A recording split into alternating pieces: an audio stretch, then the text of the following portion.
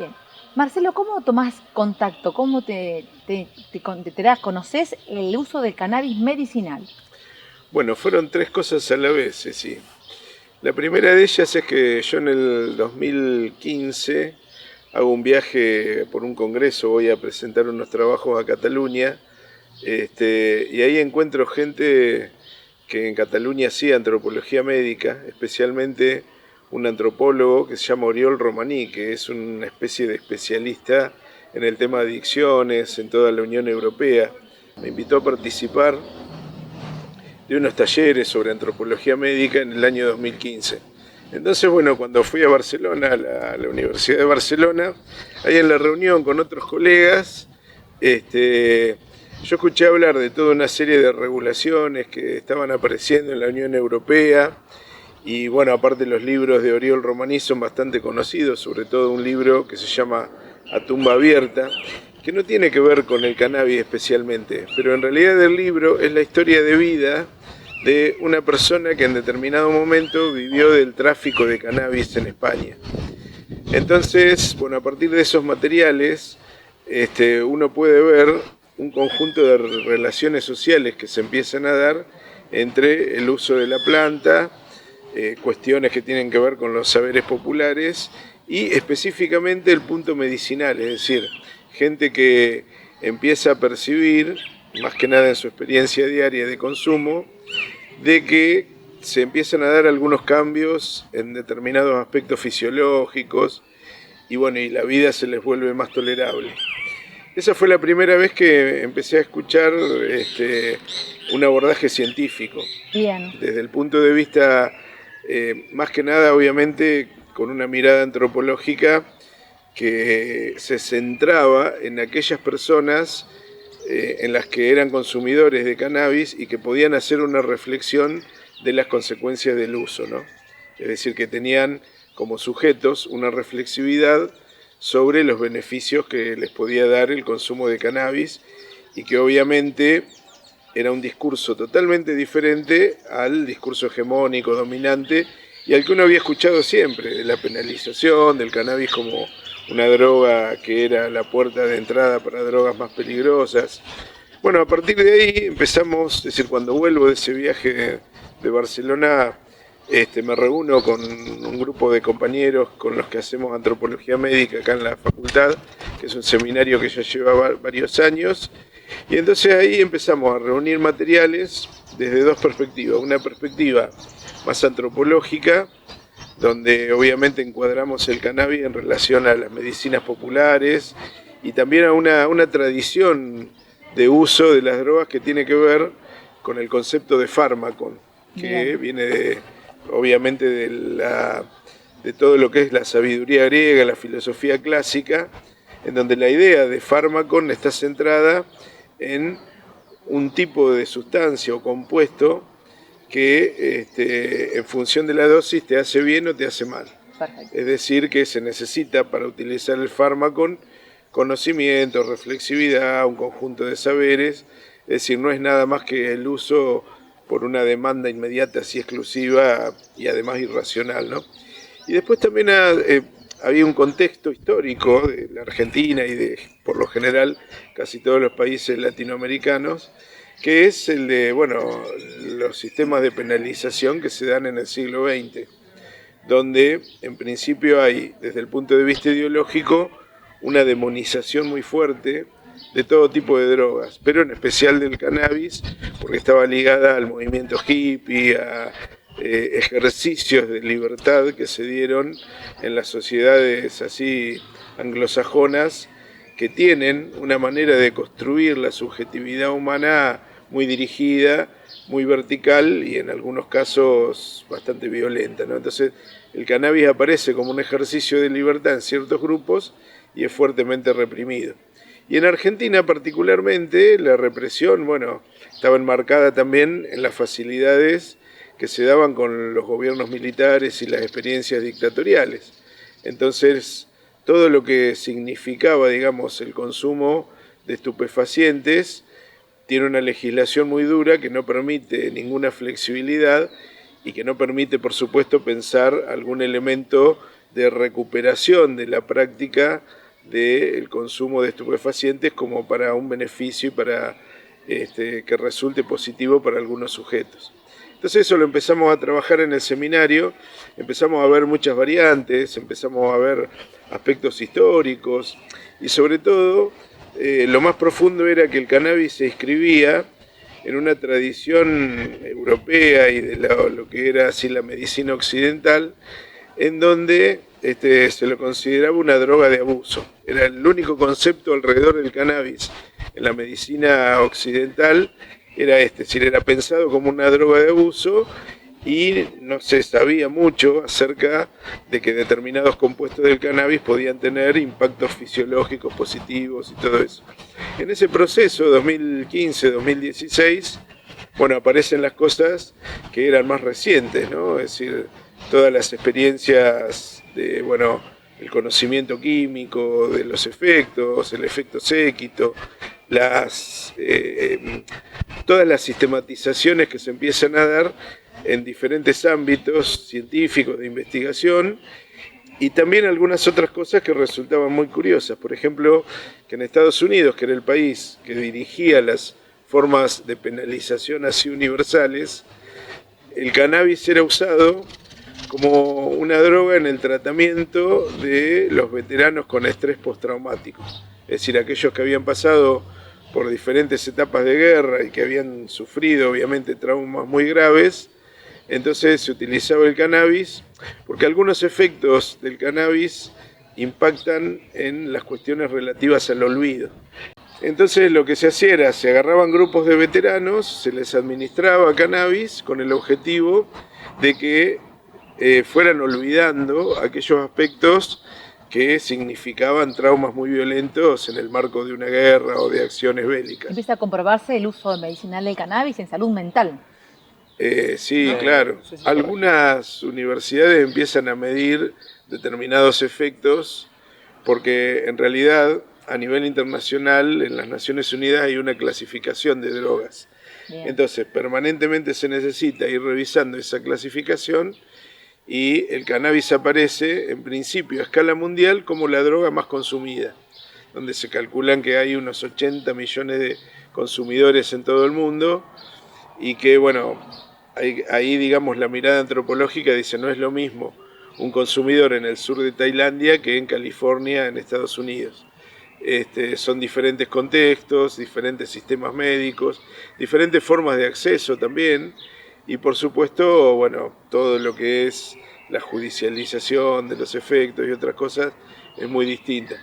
Entonces hay realmente países donde el uso no solo del cannabis, sino también de otro tipo de drogas como los opioides, provienen de tradiciones culturales de miles de años. Y entonces se conoce cómo cultivar la planta, cómo protegerla de las variantes climáticas, se cultivan variedades locales muy diferentes. Y después, por supuesto, con la globalización, un hecho muy significativo es que ha circulado el conocimiento en cuanto a la obtención de diferentes variantes del cannabis. Y entonces esas variantes lo que conllevan son diferentes niveles de THC, con lo cual la toxicidad varía y pueden ser muy útiles para ciertas dolencias, y otras que simplemente por el uso recreativo se van difundiendo a partir de toda la facilidad de los sistemas de comercio y de divulgación. El conocimiento sobre las variedades de cannabis llega a muchos lugares del mundo y lo que estamos viendo es que incluso la sistematización del conocimiento científico permite acceder a muchos datos que, bueno, no son de alcance popular, pero sí pueden ser útiles a nivel farmacológico y a nivel de la relación médico-paciente. Acá hay una vía muy interesante que es, digamos, por donde nosotros encuadramos el trabajo en un momento, que es el hecho de que en la relación médico-paciente ha habido un cambio fundamental en Argentina, porque la ley de derechos del paciente le permite a la persona que está sufriendo una enfermedad tener autonomía sobre sus procesos curativos. Entonces esa autonomía lo que permite es que el médico y el paciente puedan ponerse de acuerdo sobre las formas de tratamiento. Y entonces si el paciente quiere consumir determinado tipo de sustancias, como puede ser usar el cannabis de manera medicinal, el médico tiene que preocuparse por guiar y por orientar esa administración. ¿Cambia con el cannabis esta relación, además de médico-paciente, en cuanto a quién tiene el saber? Teniendo en cuenta, por ejemplo, que en Argentina hay una ley que solo autoriza que la persona la autocultive, se haga su propio medicamento, o sea, que quien sepa de la medicación sea el paciente y no el médico.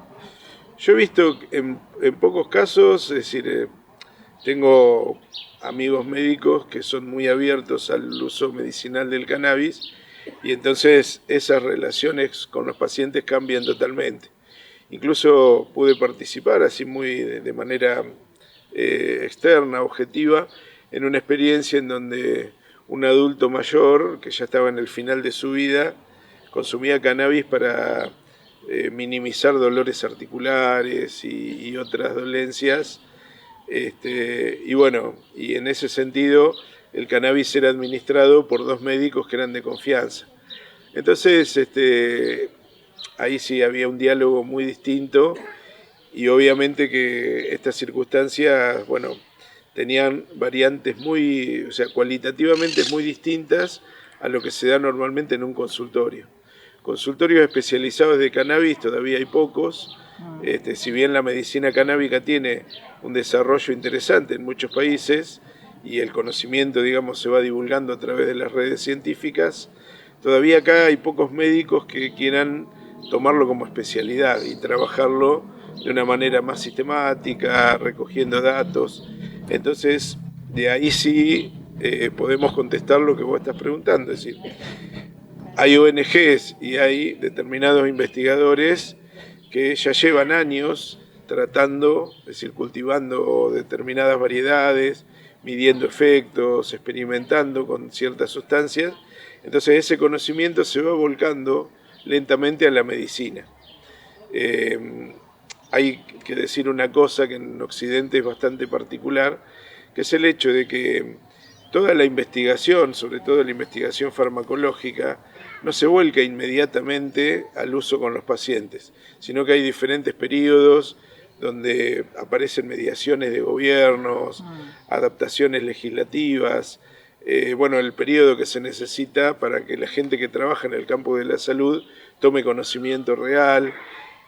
Y particularmente en Argentina está el tema de los prejuicios, es decir, que hay sería como un muro de prejuicios que ir ablandando, que es algo que no se consigue rápido y que bueno, en estos últimos años la experiencia de la universidad y poder realmente colocar en un discurso científico este tipo de circunstancias facilita mucho ablandar algunos tipos de prejuicios. Sobre todo cuando hay que consultar cultivadores, ¿no? Para avanzar en las investigaciones. Sí, la figura del cultivador es muy particular, en parte porque, digamos, en donde choca con lo científico. El conocimiento del cultivador proviene de la experiencia directa. Entonces muchas veces el cultivador sabe cultivar la planta, tiene una idea más o menos de los porcentajes de determinadas moléculas o sustancias químicas en la planta que cultivó, pero a veces no la tiene sistematizada científicamente. Y lo que los médicos y algunos sectores de la medicina le reclaman es una sistematización dura, con cifras, si es posible, una recomendación de dosis o una posología, como si el cannabis viniera con un prospecto de la misma manera que los remedios que vienen de los laboratorios. Por lo tanto, la resistencia de los médicos se explica desde ahí. Que, si uno mira, digamos, todos los pasos que tiene un producto farmacológico para ser consumido dentro de un mercado general, el cannabis no cumplió las mismas regulaciones ni se fue haciendo el mismo tipo de experimentación. En realidad lo que hay es la construcción de un saber popular. Para los antropólogos eso es mucho más interesante. ¿Por qué? Porque se viene decantando una experiencia de siglos que en Europa, bueno, tiene algunos aspectos tal vez un poco trágicos, porque por ejemplo con otras plantas que pueden tener drogas así como la valeriana, por ejemplo, este, las mujeres que las manipulaban en la Edad Media eran consideradas brujas y la Inquisición las quemaba en la hoguera. Pero bueno, no tenemos conocimiento de que con el cannabis haya pasado lo mismo. Sin embargo, en otras culturas, como por ejemplo China, la presencia del cannabis como uso medicinal aparece en los atlas médicos ya en el siglo V, es decir, hace 1500 años. Un montón. Entonces, bueno, esto nos lleva, digamos, a decir, si no había restricciones de uso en esos momentos, bueno, podemos revisarlo ahora. Hay algo interesante, que esto como que no se analiza mucho, que es que los ingleses, cuando ellos conquistan la India en el siglo XIX, y ahí ven que el uso del cannabis era generalizado. Entonces, científicamente hacen un estudio, le encargan a 3 científicos que hagan un análisis con una pregunta muy concreta: ¿para qué sirve el cannabis? ¿Y qué riesgos puede tener, no? Eso quería saber la corona británica, dado que en la India estaba difundido el cannabis. Y bueno, después de recopilar información en toda la India y todo el sur del sudeste asiático, la conclusión a la que llegan los autores del informe es que en realidad es usado como una medicina popular. Es decir, no tiene una sistematización científica, la gente lo usa como puede usar los tés, como puede usar las hierbas que se pueden recoger en los caminos, en los campos, y que los aspectos negativos no eran graves, que en algunos casos por ahí podían aparecer aspectos negativos bajo la forma de delirios o algún tipo de, bueno, personas que relatan que escuchan voces y todo eso, pero que no pasa de ahí. Y esto tiene coherencia porque, bueno, hoy sabemos con todas las armas de la química que la toxicidad del cannabis es bastante baja y que en realidad no tiene dosis letal. Entonces, como eso en la India ya se sabía, el consumo era masivo. Bueno, esas experiencias culturales nosotros las fuimos discutiendo en el seminario, se fue haciendo un lugar, y en determinado momento en la Facultad de Ciencias Sociales, en Ingeniería, se aceptó como una temática más. Entonces ahí eso facilita mucho poder reunirse, poder trabajar, poder tomar contacto con la gente que ha cultivado. Vemos que el consumo del cannabis es una práctica que en términos recreativos es bastante difundida. Es decir, o sea, el consumo medicinal se conoce mucho menos y los cultivadores, la gente especializada, son muy poquitos. Entonces es interesante trabajar con esos pocos, ¿no? Marci, bueno, ¿cómo ves todo lo que viene ahora con el tema del cannabis industrial? a mí me genera mucha incertidumbre porque, bueno, las experiencias en otros lugares del mundo no son transformadoras para nada. Es decir, ¿qué quiero decir con esto? Que en Canadá, en Estados Unidos, incluso en Europa, en los lugares donde se industrializan los alimentos, los medicamentos a base de cannabis, y alimentos también se industrializan, no generan efectos demasiado llamativos. Sí, obviamente tienen impactos benignos en el tratamiento del dolor y en las epilepsias y en determinadas enfermedades muy puntuales, pero no presentan resultados así muy espectaculares. De todos modos, tampoco podemos esperar, que es lo que decimos siempre, el cannabis no es una medicina mágica y que sirve para todas las dolencias. Es un elemento más dentro de las herramientas que tenemos para vivir mejor. En ese sentido es que vale la pena encontrar caminos que no estén ni salpicados por el prejuicio, ni tampoco aplastados por todo lo que es la penalización absurda de las leyes y de ciertas cuestiones que, bueno, se pensaron hace 80 años. Cuando se escribieron esas leyes, la sociedad cambió. Incluso las últimas regulaciones en las épocas del menemismo ahora deberían revisarse también, porque es otra etapa donde hay fuertes regulaciones y bueno, y miradas que en cierto modo son positivas, porque bueno, si alguien habla de encontrar caminos de libertad, despenalizar el cannabis debería ser uno, ¿no?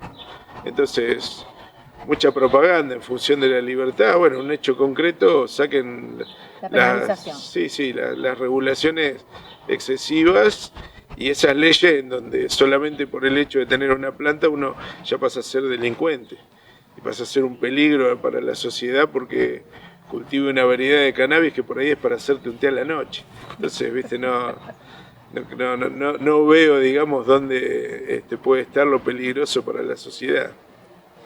Y también es un mito, esto es mucho más claro, ¿no? Porque a medida que se fueron viendo experiencias en todo el mundo, es un mito que el cannabis sea la puerta de entrada para drogas más duras. Eso tenía un sentido, pensado en el marco de la dictadura y en el hecho de que los gobiernos militares le tienen mucho miedo a cualquier ejercicio de la libertad individual, sobre todo la libertad de pensamiento, pero hemos visto que en otras sociedades, por ejemplo, Suiza, en España, muchos tratamientos para desenganchar a las personas de la heroína recurren al cannabis. Claro, en un marco diferente, una perspectiva. La reducción de daños tiene una base filosófica distinta en relación al consumo de droga, de cómo pensamos nosotros las adicciones, cómo se encuadran las enfermedades derivadas de las adicciones. Entonces, en ese sentido, bueno, acá no hay un debate maduro, no hay mucho menos, es decir, se ejerció, digamos, la política represiva y determinados personajes alimentan esa mirada porque es fácil, es muy sencillo decir, vos fumás cannabis, bueno, te pegamos un palo. Esa es la solución más sencilla siempre. Claro, es como protestan los jubilados, en vez de aumentarle la jubilación y resolver los problemas económicos, no, les tiramos gas pimienta. Es la más fácil esa, que se vayan a la casa.